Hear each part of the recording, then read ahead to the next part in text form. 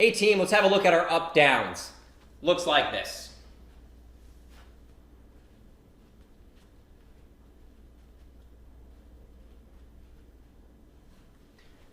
Benefits of this exercise: shoulder stability and control, strengthening through the anterior core, and unilateral stability. It's a really great exercise.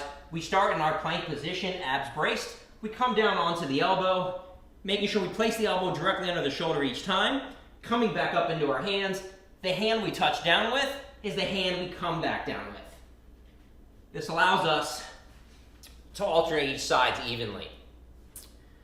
Common fault here is not maintaining that unilateral control. So we want to make sure that we're not rotating too much to one side or the other.